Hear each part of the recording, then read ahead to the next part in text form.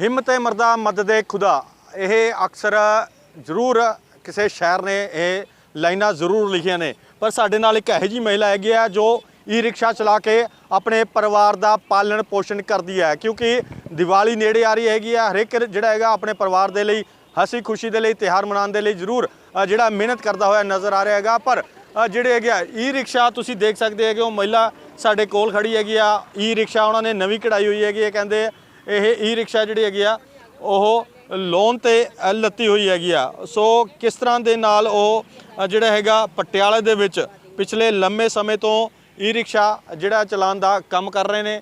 ਸੋ ਤੁਸੀਂ ਦੇਖ ਸਕਦੇ ਹੋਗੇ ਇਹ ਮਹਿਲਾ ਜਿਹੜੀ ਹੈ ਸਾਡੇ ਨਾਲ ਖੜੀ ਹੈਗੀ ਆ।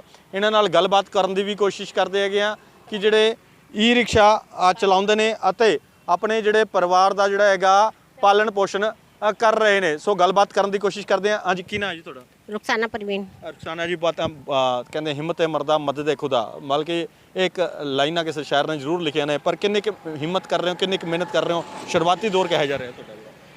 शुरुआती दौर तो ना बस ठीक ही ठीक था। बस जिस तरह से ना मतलब इंसान मेहनत करता, मेहनत करके ना मतलब गुजारा करता, बस ठीक ही है। और शुरुआती दौर कब तो तुम ई रिक्शा चला रहे हो? 2017 से 2017 से ई रिक्शा चला रही हूँ मैं। की नौबत आ गई ई रिक्शा चलाने की? की गलबात हो गई? गलबात ऐसी हुई है कि घर में जब है ना परेशानी आती है किसी चीज़ की, तो फिर इंसान को ना मतलब मेहनत तो करनी पड़ती है। मेहनत मुशक्क़त करके फिर घर गृहस्थी के गुजारे करने पड़ते हैं, बच्चों को खिलाने का, बच्चों को पहनाने का, घर गृहस्थी संभालने का।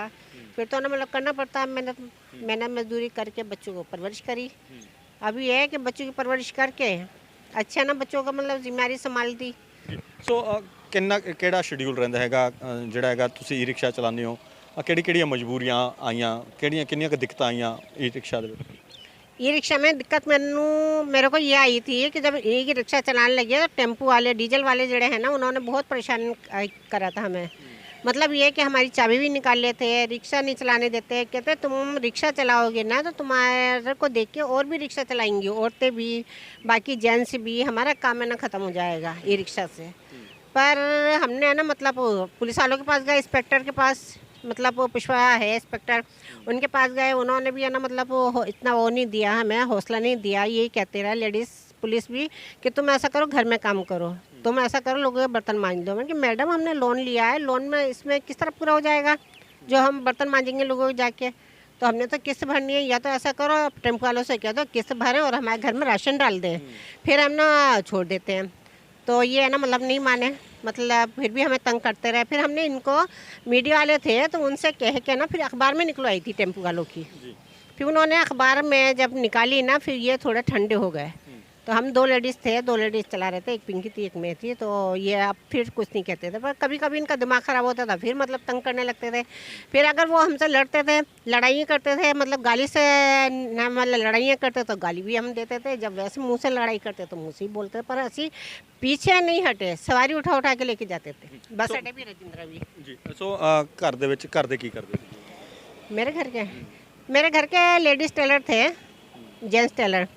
तो ये ना 2077 में पटियाले में ले आए थे मेरे को। तो 6-7 महीने बाद मेरे को काफ़ी है ना परेशान करा। अब है ना मैं ये सोचती थी, घर में भी गरीब थे पिहर वाले, तो मैं ये सोचती मैं कि चले ना मतलब आज ही ठीक होगा, कल ठीक होगा, तो कहीं ठीक नहीं होता। फिर 1 बच्चे हुए, 2 हुए, ऐसे होते 4 होगा, तब भी है ना मतलब वो नहीं, पैसा खर्चा नहीं दे, किराए के मकान में रहते थे हम। तो बाद में ना क्या करा है, इंडियन बैंक से ना 5,000 लोन लिया 77 में। लोन लेने के बाद में फिर मैंने रेडीमेड का कपड़े है ना मतलब वो लेके आती थी मैं वहाँ से दिल्ली से। तो अंडर गारमेंट्स जैसे लेडीज़ होते हैं, जेंट्स होते हैं, बच्चों के होते हैं, तो वो मैं फुटपाथ पे मतलब लेके बैठती थी बैंक के सामने, SBI बैंक के सामने, स्टेट बैंक की तरफ। यह है 84 बात। जब मेरे को थोड़ा फ़र्क पड़ा, मतलब बेनिफिट होने लगा, तो फिर है ना मतलब मैं कमेटी डालने लगी। अपने पास ही कमेटी डालती थी दुकान वालों की 100 रुपये रोज़ाना। तो वो बोली कमेटी डाल के फिर मैं हफ्ते में बोली करती थी, जिसको ज़रूरत पड़े वो माल लेना, माल लिया हो उठा लो। बोली कमेटी 10,000 की थी।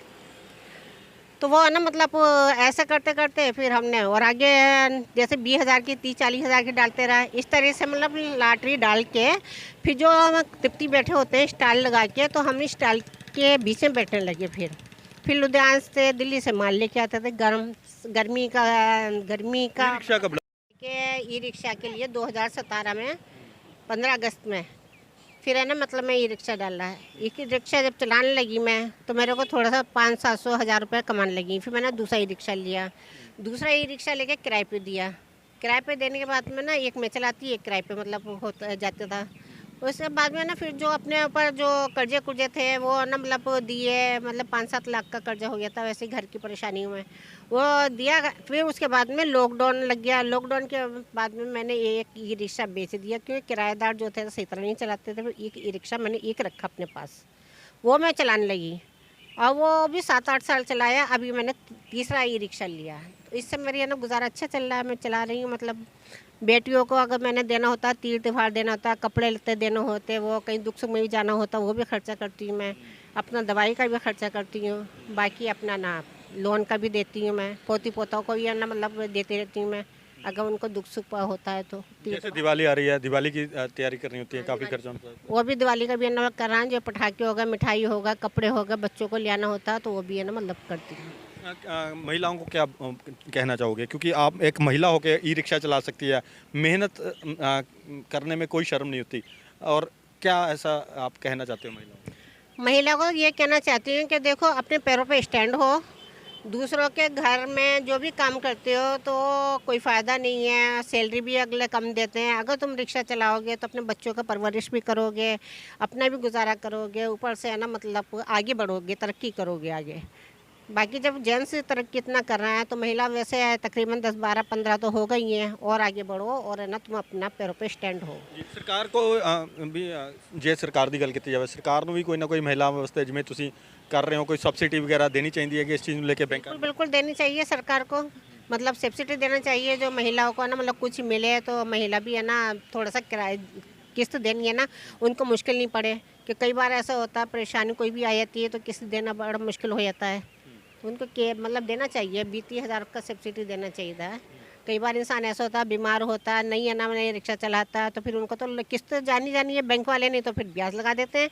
तो थोड़ा बहुत बेनिफिट तो होना चाहिए महिलाओं के लिए, तो इस करके उनको देना चाहिए। ਸੋ ਬਿਲਕੁਲ ਕਹਿੰਦੇ ਮਹਿਲਾਵਾਂ ਨੂੰ ਵੀ ਜਿਹੜੇ ਹੈਗੇ ਆ ਸਬਸਿਡੀ ਮਿਲਣੀ ਚਾਹੀਦੀ ਹੈਗੀ ਆ, ਆਪਣੇ ਘਰ ਦਾ ਜਿਹੜਾ ਗੁਜ਼ਾਰਾ ਈ ਰਿਕਸ਼ਾ ਚਲਾ ਕੇ ਕਰ ਰਹੇ ਨੇ। ਸੋ ਇਹਨਾਂ ਨੇ ਜਿਸ ਤਰ੍ਹਾਂ ਦੱਸਿਆ ਗਿਆ ਕਈ ਅਕੜਾਂ ਦਾ ਸਾਹਮਣਾ ਇਹਨਾਂ ਨੂੰ ਕਰਨਾ ਪਿਆ ਹੈਗਾ, ਪਰ ਕਿਤੇ ਨਾ ਕਿਤੇ ਜਿਹੜਾ ਹੈਗਾ ਇਹਨਾਂ ਦੀ ਮਿਹਨਤ ਜਿਹੜੀ ਹੈ ਕਹਿੰਦੇ ਚਾਹੇ ਟੈਂਪੂ ਵਾਲੇ ਸੀ ਉਹਨਾਂ ਨਾਲ ਵੀ ਕਹਿੰਦੇ ਜੇ ਉਲਝਣਾ ਪੈਂਦਾ ਸੀ ਤੇ ਉਲਝਦੇ ਸੀਗੇ, ਆਪਣੇ ਹੱਕਾਂ ਦੇ ਲਈ ਜਿਹੜਾ ਹੈਗਾ ਜ਼ਰੂਰ ਇਹ ਕੰਮ ਕਰ ਰਹੇ ਨੇ। ਸੋ ਹੁਣ ਇਹ ਈ ਰਿਕਸ਼ਾ ਤੇ ਤੁਹਾਡਾ ਜਿਹੜਾ ਗੁਜ਼ਰ ਬਸਰ ਠੀਕ ਹੋ ਜਾਂਦਾ ਹੈ? हाँ हाँ जी हाँ, आराम से हो जाता है गुजर बसर, जो मर्जी चाहे ना खर्चा करे। अभी मैं गई थी, मेरे मामा का मुंडा पूरा हो गया था, देहरादून गई, वहाँ पर खर्चा करके आई हूँ, आने जाने का किराया भी वैसे भी, फिर आके फिर चलाने लगी रिक्शा अपना।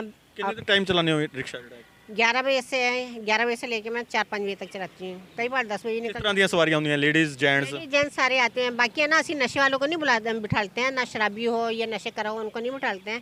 बाकी कॉलेज की लड़कियाँ होती हैं उनको भी छोड़ के आते हैं, लेडीज जो अस्पताल भी जाती हैं वैसी होती हैं, सबको छोड़ के आते हैं। बुजुर्ग भी होते हैं, कईयों का ऐसा होता है अगर बेचारे ना बुजुर्ग होते हैं उनके पास पैसे नहीं होते हैं, अगर बतला देते हैं साढ़े को पैसे नहीं है तो फ्री में ही छोड़ देते हैं। जो हैंडीकैप होते हैं उनको भी फ्री में छोड़ देते हैं, क्यों मजबूरी होती है हर एक इंसान की, कि हम इस दौर पे गुजरे हैं मजबूरी के, तो हमें सामने वाले का ही सोचते हैं हम कि इनका भी थोड़ा हेल्प करना चाहिए। ਜੀ ਸੋ ਬਿਲਕੁਲ ਤੁਸੀਂ ਦੇਖਿਆ ਗਿਆ ਕਿ ਕਿਸ ਤਰ੍ਹਾਂ ਦੇ ਨਾਲ ਇਹਨਾਂ ਦੇ ਜਜ਼ਬੇ ਨੂੰ ਸਲਾਮ ਹੈਗਾ, ਕਿਉਂਕਿ ਇਹਨਾਂ ਦੇ ਜਜ਼ਬੇ ਐਡੇ ਵੱਡੇ ਨੇ।